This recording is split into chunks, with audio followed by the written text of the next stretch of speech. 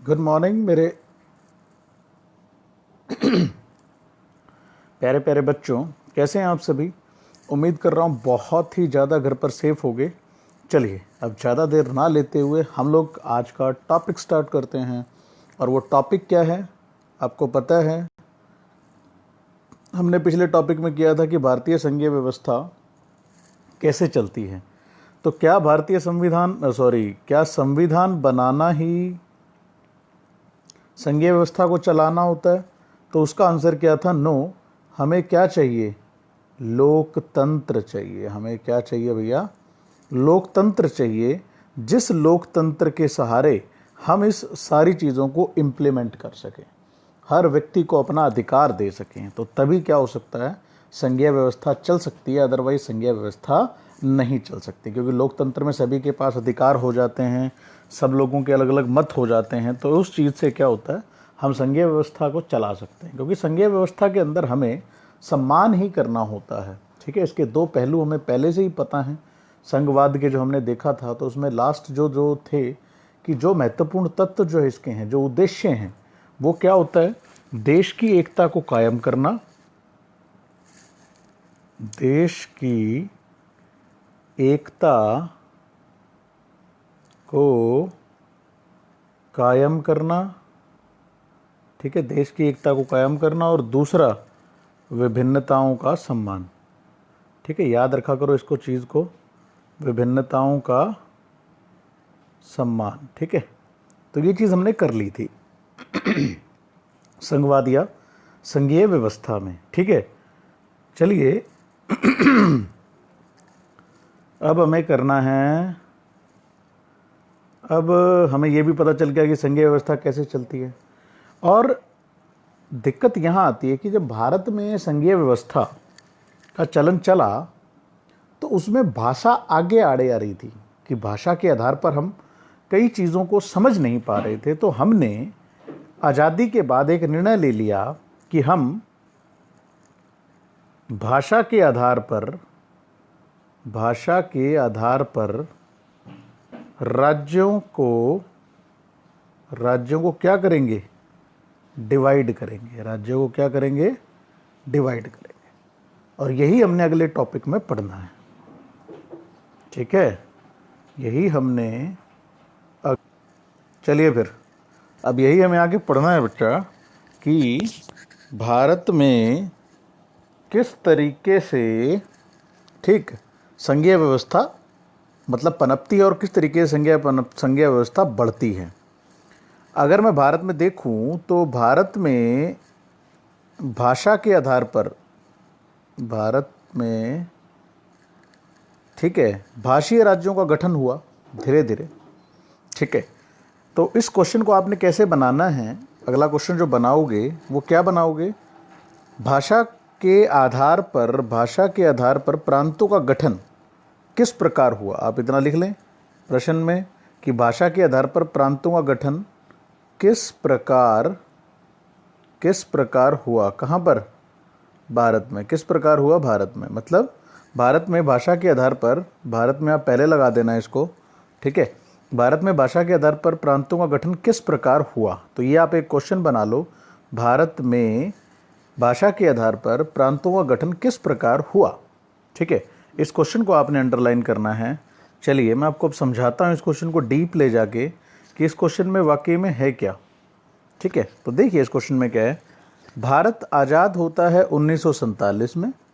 ठीक है, और फिर भारत का गणतंत्र मतलब भारत गणतंत्र घोषित होता है 1950 में। मतलब संविधान इस दिन लागू हो जाता है, आज़ादी हमें 1947 को मिलती है। लेकिन आज़ादी के समय हमारे पास 14 राज्य थे। कितने राज्य थे भाई, 14 राज्य थे, और 7 यूनियन टेरिटरी थी। यूनियन टेरिटरी का मतलब, टेरिटरी के मतलब केंद्र शासित प्रदेश ही होता है। हमारे पास 14 राज्य थे और 7 यूनियन टेरिटरी थी। लेकिन लेकिन लेकिन लेकिन लेकिन अभी एक इम्पॉर्टेंट बात कि आज राज्य कितने हैं, 28, यूनियन टेरिटरी कितनी है, 9। तो क्या हुआ ऐसा कि ये बढ़ गई। तो पहले क्या था, जब आप देखोगे आज़ादी के समय अगर आप भारत को देखोगे तो भारत में क्या था भैया, कई राज्यों की सीमाएं बहुत बड़ी बड़ी थी, ठीक है, कई राज्यों की सीमाएं बहुत ज़्यादा बड़ी बड़ी थी, लेकिन धीरे धीरे करके भाषा के आधार पर उन राज्यों को क्या कर दिया गया, डिवाइड कर दिया गया। भाषा के आधार पर क्या कर दिया गया, उन राज्यों को डिवाइड कर दिया गया। तो सबसे पहला जो राज्य था वो भाषा के आधार पर अलग हुआ, वो था आंध्र प्रदेश। क्या था, आंध्र प्रदेश। मतलब आंध्र प्रदेश कर्नाटका से अलग हुआ था। किससे अलग हुआ था भाई, कर्नाटका से अलग हुआ था भाषा के आधार पर। अब आंध्र प्रदेश में आपको पता है क्या बोली जाती है, तेलुगु बोली जाती है। क्या बोली जाती है भाई, तेलुगु बोली जाती है। और कर्नाटका में क्या बोली जाती है, कन्नड़ बोली जाती है। तो ये दोनों भाषाएं या दोनों भाषाएं हैं, ये तेलुगु भी भाषा है और कन्नड़ भी भाषा है। ये दोनों भाषाएं अलग अलग हैं। एक भाषा दूसरी भाषा को, मतलब एक भाषा बोलने वाले लोग दूसरी भाषा को आसानी से समझ नहीं सकते। तो इसीलिए भारतीय सरकार ने निर्णय लिया था कि इन दोनों राज्यों को अलग कर दिया जाए। ठीक है, एक और एग्जाम्पल लेता हूँ। चलो ये तो अलग, थोड़ा सा ज़्यादा ही टिपिकल हो गया, आप सिंपल तरीके से समझ पाएंगे। हरियाणा में बोली जाती है हरियाणवी, ठीक है। और पंजाब में भाषा है पंजाब, ठीक है। पंजाब में जो भाषा है वो है पंजाबी, ठीक है। ये तो भाषा ही है, याद रखना, बोली नहीं है। अब पंजाब को और हरियाणा को अलग कर दिया गया 1966 में। क्यों अलग किया गया बच्चा, अलग इसीलिए किया गया क्योंकि हरियाणा वाले पंजाबी को समझ नहीं पाते थे और पंजाबी वाले हरियाणवी को नहीं समझ पाएंगे। तो क्या करना पड़ा, सरकार को ठोस निर्णय लेना पड़ा कि 1966 में इन दोनों राज्यों को अलग कर दिया जाए, ठीक है। और ऐसा करने से पहले ये माना जा रहा था कि देश की एकता कम होगी, लेकिन जब हमने दो राज्यों को, ए और बी राज्य को भाषा के आधार पर बांट दिया, तो फिर क्या हो गया, एकता जो थी, एकता वो क्या हो गई, बढ़ गई। एकता क्या हो गई, बढ़ गई। बेटा अगर एकता बढ़ रही है तो इसका मतलब क्या है, समझ रहे हो ना। तो समझो एकता कैसे बढ़ गई होगी। हमें तो पहले ही पता था कि संघीय व्यवस्था का महत्वपूर्ण उद्देश्य यही होता है कि देश की एकता को बढ़ाना। अब एक बात बताओ, इस ए राज्य के अंदर सारे पंजाबी वाले रहते हैं, तो वो पंजाबी को अच्छे से समझ पाएंगे, अच्छे से बोल पाएंगे, अच्छे से वो दूसरे लोगों का हालचाल जान पाएंगे। लेकिन बी राज्य वाले क्या पंजाबी को जान पाएंगे, नहीं जान पाएंगे। वो क्या बोल रहा है, क्या नहीं बोल रहा, समस्याएं बहुत सारी खड़ी हो जाएंगी। तो इसीलिए देश की एकता जो थी वो अलग अलग राज्य करने से क्या हो गई, बहुत ज़्यादा बढ़ गई, ना कि घटी। ये बात याद रखना, बहुत इंपॉर्टेंट कंसेप्ट है। जब नए राज्यों को बनाना शुरू किया गया भाषा के आधार पर, तो पहले एक बार ये लगा था कि शायद देश की एकता खंडित हो जाए, लेकिन बाद में इस चीज़ का जो रिजल्ट था वो बहुत अच्छा आया और रिजल्ट हमें पता चला कि हमारे देश की एकता घटी नहीं, हमारे देश की एकता बढ़ गई ऐसा करने से। तो ये था कि भाषा के आधार पर हमने राज्यों को बांट दिया। आज कितने राज्य हैं बेटा, बता दिया मैंने, इस बात को लिख सकते हो। पहले 14 थे और 7 यूनियन टेरिटरी थी, आज 28 राज्य हैं और 9 यूनियन टेरिटरीज हैं, ठीक है। अब इसमें लिख सकते हो पॉइंट कि पहला राज्य जो भाषा के आधार पर अलग हुआ वो था आंध्र प्रदेश, ठीक है, 1952 में। और हरियाणा का भी लिख सकते हो कि हरियाणा पंजाब से अलग हुआ 1966 में, ठीक है, भाषा के आधार पर ही। और मैं आपको बताता हूँ, ये तो था भाषा का आधार, लेकिन एक चीज़ और है कि संस्कृति के आधार पर, संस्कृति के आधार पर, संस्कृति के आधार पर, संस्कृति के आधार पर, संस्कृति के आधार पर भी कुछ राज्य का पुनर्गठन हुआ या कुछ राज्यों की सीमाएं बदल दी गई, ठीक है। राज्यों की सीमाएं बदली गई, राज्यों की सीमाएं बदली गई, ठीक है। किसके हिसाब से, संस्कृति के हिसाब से। अब संस्कृति के हिसाब से कैसे, उसका एग्जाम्पल जो है वो एग्जाम्पल बड़ा इंटरेस्टिंग है। वो एग्जाम्पल है नागालैंड का, थोड़ा मैं डिस्क्राइब करूंगा इसे, और एक है उत्तराखंड का, ठीक है। अगर हम नागालैंड का एग्जाम्पल लेके चलें तो नागालैंड 1962 से पहले, 1962 से पहले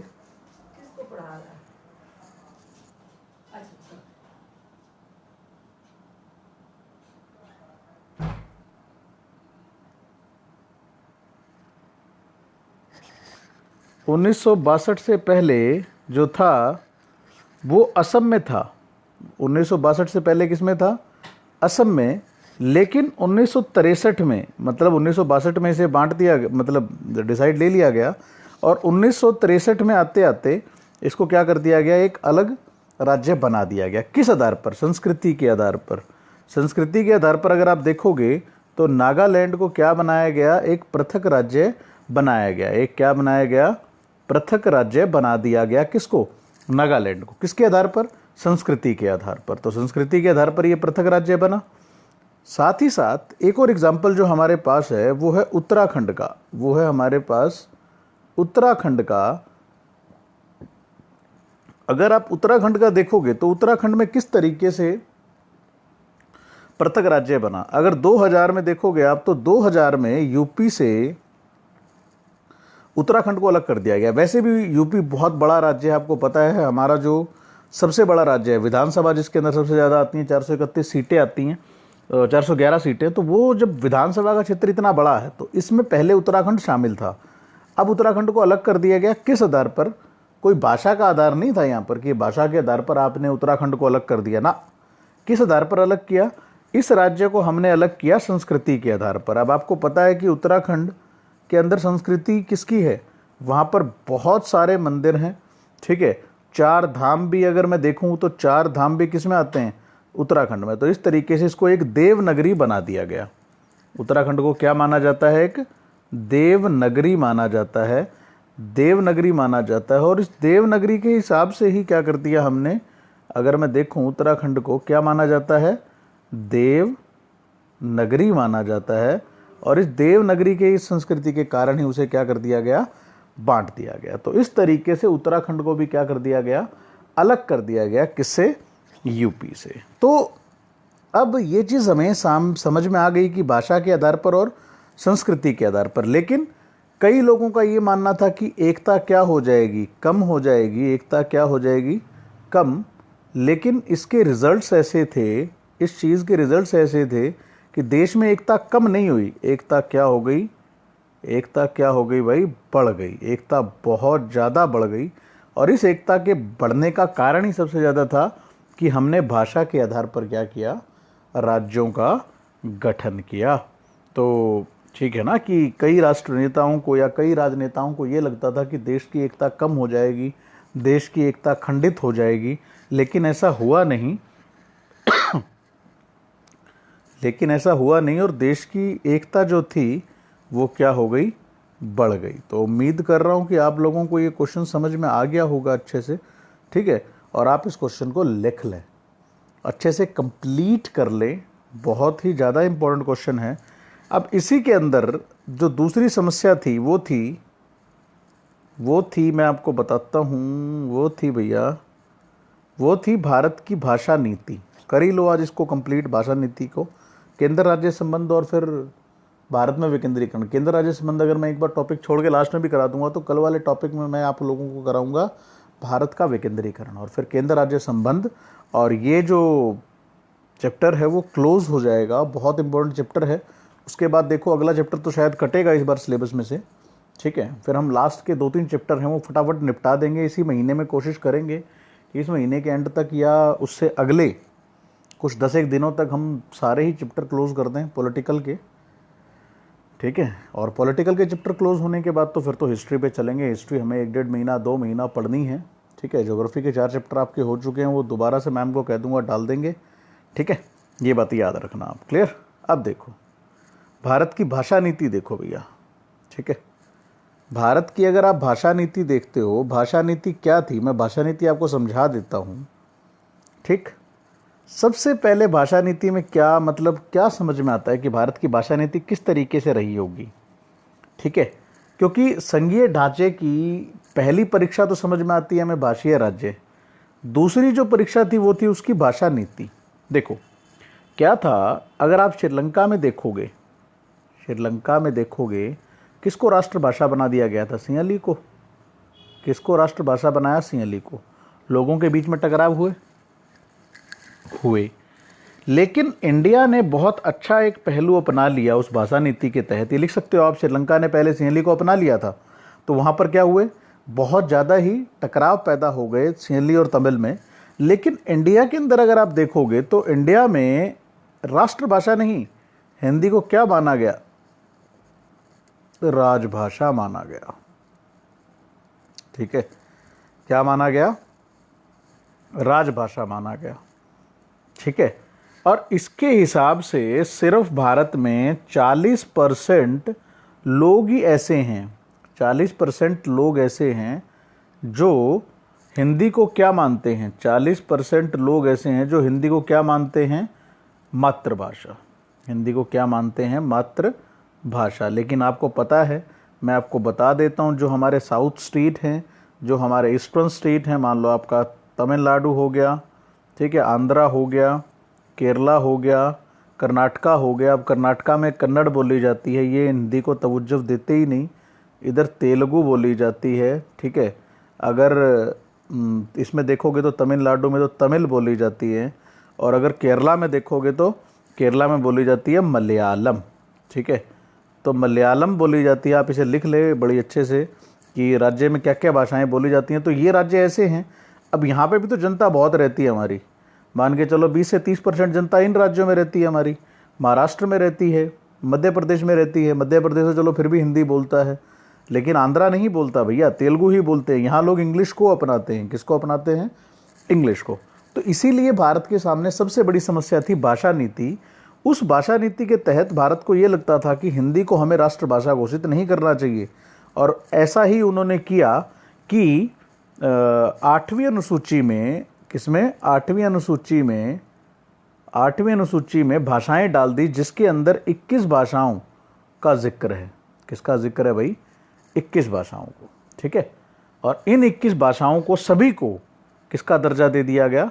भाषा का दर्जा दे दिया गया। उसके अंदर तमिल, तेलुगु, इंग्लिश, ठीक है, हिंदी हो गई, सभी उसके किसके अंदर आती हैं? कन्नड़ हो गई, ठीक है, मराठी हो गई, तो ये सभी भाषाएं, मारवाड़ी हो गई, तो ये सभी भाषाएं उसके अंदर डाल दी गई। तो ये मतलब भाषा नीति यही थी हमारी, कि भाषा नीति के तहत दूसरी जो दिक्कत थी वो भाषा नीति थी।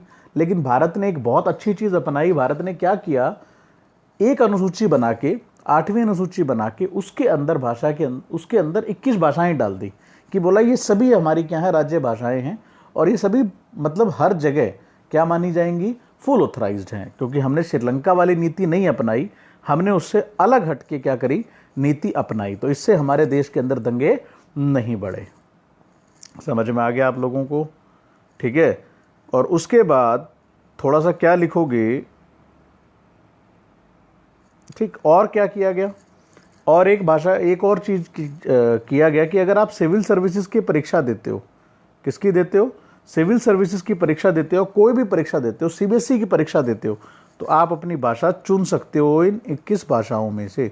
तो मतलब लोगों को उनका अधिकार दे दिया गया कि लोगों की जो भी भाषा है वो भाषा उनके लिए क्या रहेगी। ऐसा नहीं है कि हम उसके ऊपर हिंदी थोपेंगे, ऐसा नहीं कि हम तमिल लोगों के ऊपर हिंदी थोप देंगे और कन्नड़ पे जो है वो हिंदी थोप देंगे, ऐसा नहीं हुआ। जैसा श्रीलंका के अंदर हुआ था, श्रीलंका में भाषा थोपी गई थी, लेकिन हमारे देश में ऐसा नहीं हुआ। हमारे देश में एक अनुसूची बना के उसमें 21 भाषाएं डाल दी गई, और उसमें से कोई भी किसी चीज़ का भी प्रयोग कर सकता है। ऐसा नहीं है कि अगर आप कन्नड़ सीखना चाहते हो तो आप हिंदी बोलना छोड़ दो ना, हिंदी भी बोल सकते हो आप, कन्नड़ भी बोल सकते हो, इंग्लिश भी बोल सकते हो, कोई आपको मना नहीं है। कोई भी ऐसा नहीं है कि आपको ये भाषा पक्का बोलनी है। ठीक है, और एक छोटी सी बात आपको बता दूं कि क्या था, देखो संविधान के अनुसार जो भी सरकारी कामकाज था उसमें 1965 में जो था वो अंग्रेजी का प्रयोग बंद हो जाना चाहिए था। किसका प्रयोग बंद हो जाना चाहिए था भाई? अंग्रेजी का। दूसरा पॉइंट आप यही मेन लिखोगे। लेकिन जो नागालैंड है, जो नागालैंड ईस्टर्न जो राज्य हैं हमारे, वो बोले हम तो अपनी कार्रवाई इंग्लिश में ही करेंगे। वो अपनी क्या बोलते हैं? हम लोग तो अपनी कार्रवाई जो है, विधानसभा की कार्रवाई है, वो हम इंग्लिश में ही करेंगे और भाषा में नहीं करेंगे। तो भारत में क्या था भाई? भारत ने तो ये निर्णय ले लिया था। क्या निर्णय लिया था? कि 1965 तक हम क्या कर देंगे? सभी हिंदी को क्या कर देंगे? बंद कर देंगे। मतलब सॉरी, अंग्रेजी में जितना भी कामकाज होता है उस सबको क्या कर देंगे? बंद कर देंगे। लेकिन नागालैंड की तरफ, तमिलनाडु में क्या हो गया? ये जो चीज़ थी कि हमें इंग्लिश में ही कार्रवाई करनी है। किस में कार्रवाई करनी है भैया? इंग्लिश में ही कार्रवाई करनी है, हम हिंदी में कार्रवाई नहीं करेगी, तो वो धीरे धीरे उग्र भाषा का रूप लेती गई।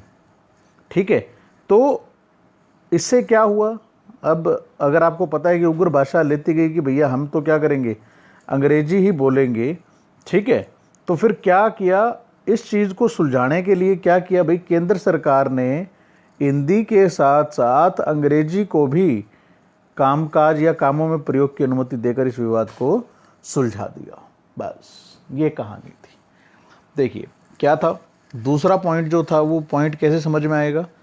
1965 में किसको ख़त्म करना था, अंग्रेजी को, लेकिन तमिलनाडु क्या बोला, तमिलनाडु बोलता है कि हम तो सारा कामकाज किस में करेंगे, अंग्रेजी में। तो भारत ने ये कह दिया भैया, केंद्र सरकार ने हिंदी के साथ साथ जो जितने भी कामकाज हैं, अंग्रेजी को भी क्या कह दिया भाई कि अंग्रेजी को भी राजकीय कामों में क्या कर लो, प्रयोग कर लो, कोई भी मना आपको नहीं किया जाएगा। तो इससे क्या लगा कि कोई भी भाषा किसी के ऊपर थोपी नहीं गई, कोई भी भाषा किसी के ऊपर थोपी नहीं गई, जो जैसी भाषा बोलना चाहता था उसको वैसे ही अधिकार भारत में दे दिए गए। तो आई होप, ये टॉपिक बहुत टेढ़े हैं थोड़े से, तो इन टॉपिकों को साथ के साथ बड़े अच्छे से कर लो, ठीक है, बड़े अच्छे से मैनेज कर लो इस टॉपिक को, इम्पॉर्टेंट है। और भारत ने इस तरीके से बचा लिया अपने आप को। तो भाषा नीति और भाषीय राज्य बहुत इंपॉर्टेंट है, इसको अच्छे से आप कंप्लीट कर लो बच्चे, ठीक है। 3-3 नंबर के क्वेश्चन भी आ सकते हैं और भी आ सकता है, तो इसीलिए आप इसको कंप्लीट कर लीजिए अच्छे से, ठीक है। बहुत बहुत धन्यवाद आपका।